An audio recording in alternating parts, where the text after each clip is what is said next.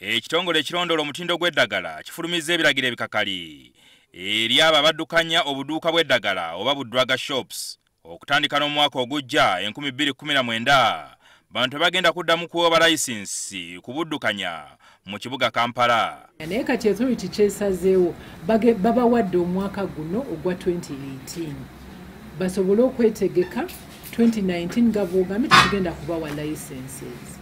Aba National Drug Authority bagamba nti ekigendererwa mu kino kwe kwongera okusembeza obujjanjabi eri abantu b'omu byalo. Drug shop owners nga beeyongerayo mu byalo basobole okuweereza abantu mu byalo kubanga mu towns pharmacies zizze nga bwe tubannyonnyodde pharmacies zikirizibwa mu mateeka okuwa eddagala lyonna eriri mu Uganda. Wabula bwe tugezezzaako okwogera n'abaddukanya obudduuka bw'eddagala wano e Namuwongo bangi ebyokulabikira ku kamera za NTV babiganye wadde nga tufunye ezimu ku ndowooza zaabwe ku nsonga eno.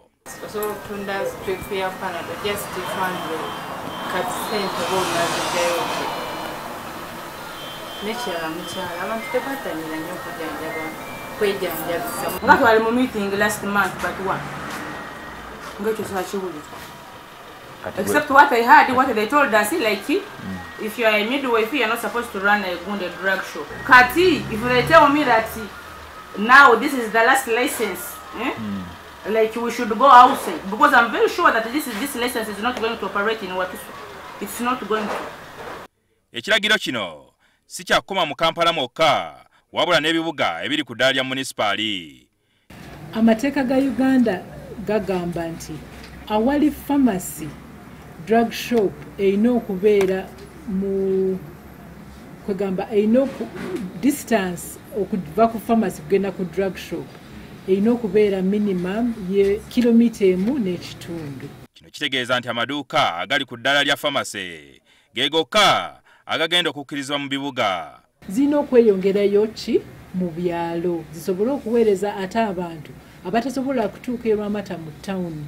Ekitongole era kitaddewo enkola ekkiriza abaddukanya pharmacy nabo okuva mu Kampala badde mu byalo.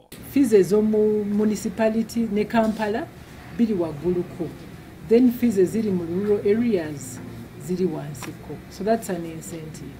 Aba National Drug Authority bategeezezza nga bawaliwo eddagala erifuuyira enkwa oluvannyuma lw'okukizuula nti eribaddeko libadde terikyazitta. Basabye abalunzi okulyeyunira. Recommendinze amalagala 3 agasobola kukola kwezo enkwa ezigubye. Tulina epinomectin is an acaricide that has been authorized for use or recommended for use by the committee. We have Vectoclo and we have Banti.